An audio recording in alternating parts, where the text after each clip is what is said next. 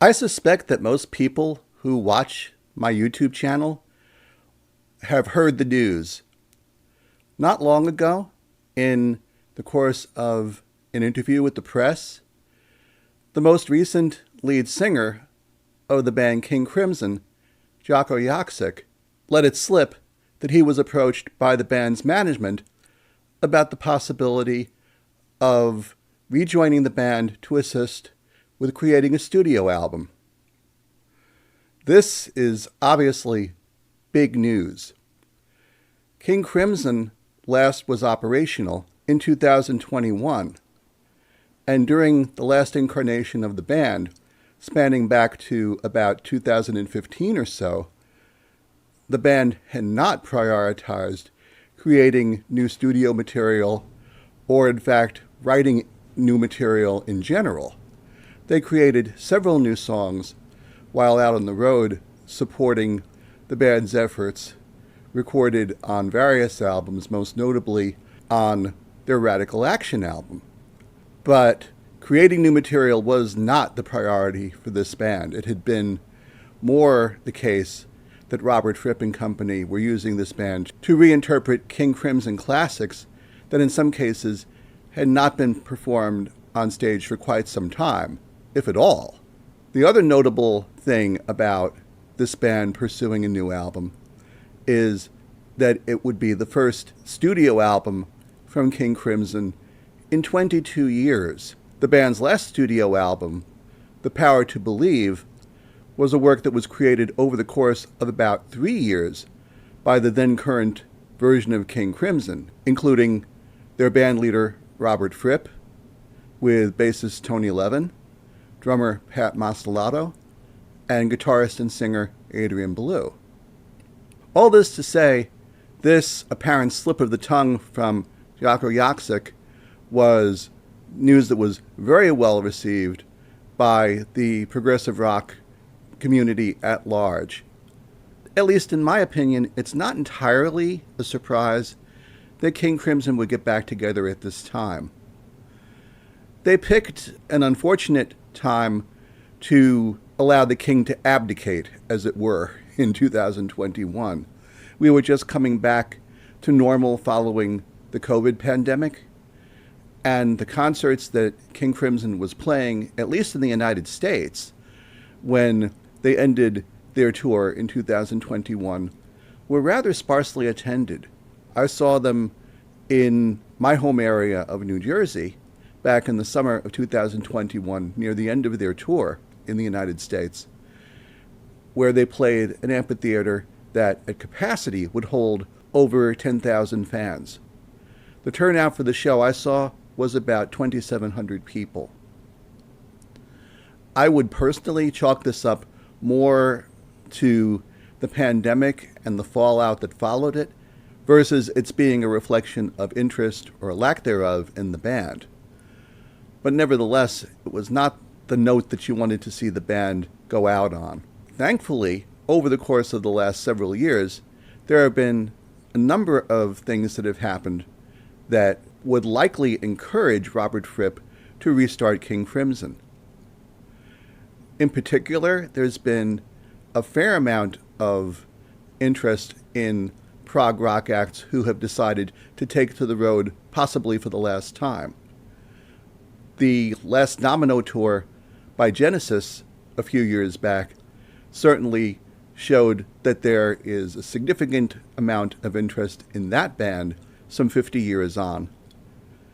The same could be said for Peter Gabriel's I.O. tour, which was very successful, and more recently, the release of John Anderson's album with the Band Geeks, True, and its success, both as far as sales of the album and resulting sales of the tour that supported it are concerned.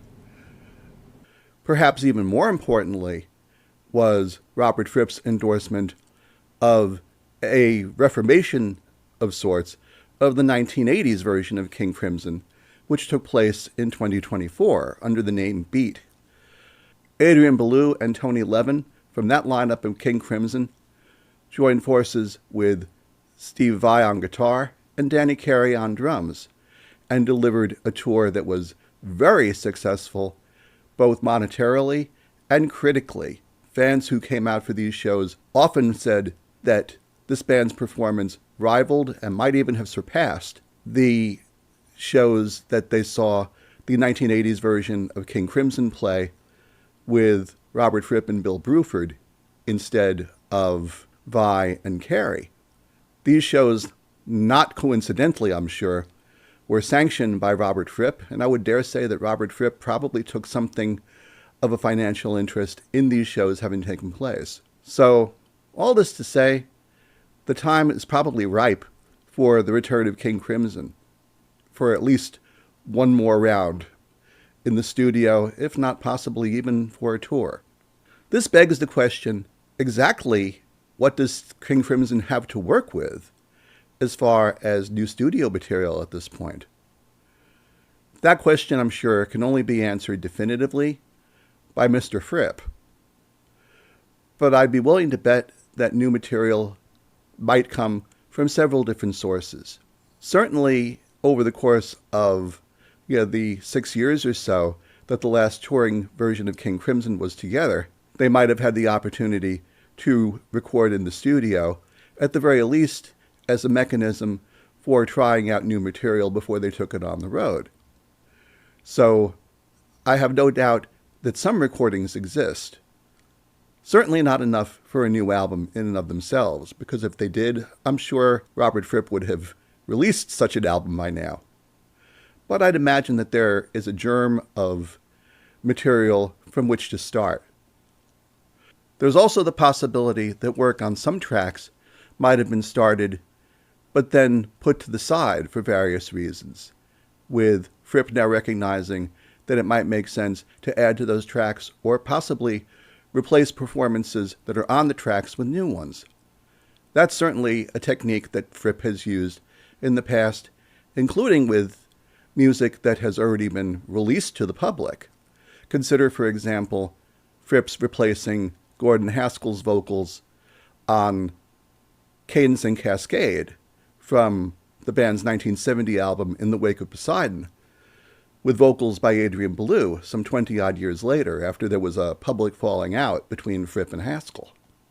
Another possibility that Fripp might pursue here would be to take live recordings that have not yet been issued by the last incarnation of King Crimson, edit out audience and crowd noise, and possibly do some retouching of the tracks in order to create a quasi-studio performance.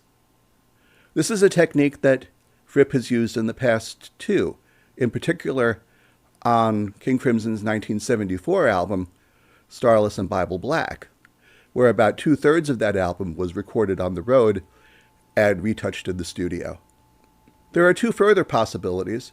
One would be to get the most recent edition of King Crimson back into the studio to work together.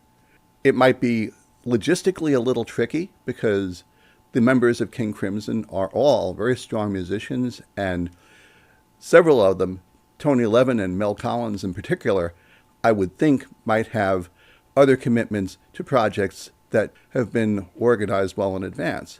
But this is certainly possible. Last but not least, considering the great success that Belew and Levin had with the beat lineup of King Crimson, it might be possible that on a new King Crimson studio album, either ex-members of the band or special guests might be invited to contribute to tracks as appropriate. I would dare say that adding too many special guests or outside performers might be something of a risk. Certainly this was something that Yes famously tried to do back in 1991 with their album Union, which had several individual strong performances on it, but as an album did not cohere very well at all. It was, quite frankly, a bit of a mess in retrospect. But that being said, I don't think Robert Fripp would allow anything that wasn't top quality to be released at this point in his career. Fripp has always called himself not the band leader of King Crimson as much as the glue behind the band, or in other cases, he's called his role as quality control. There is an old slogan that the Zenith Company, who manufactured electronics in the United States back through the 1960s and 70s, would use in their television commercials, where they said that the quality goes in before the name goes on. And that certainly is the approach that Robert Fripp has taken to King Crimson. I can't see Fripp releasing any studio material that he didn't feel was a positive representation of the musicians that contributed to it. That all being said, we'll see what happens. Jakszyk did not mention any time frame for the new material. My guess is that it's going to happen when it happens, and it might very well be that his slip of the lip was somewhat deliberate to see what level of interest the public would have in a new studio album from the band. The reaction that's been recorded so far is indicating that there is definitely interest. So again, we'll see what happens. I certainly will be interested to hear this album if and when it comes out. Anyway, that's my feelings on this matter.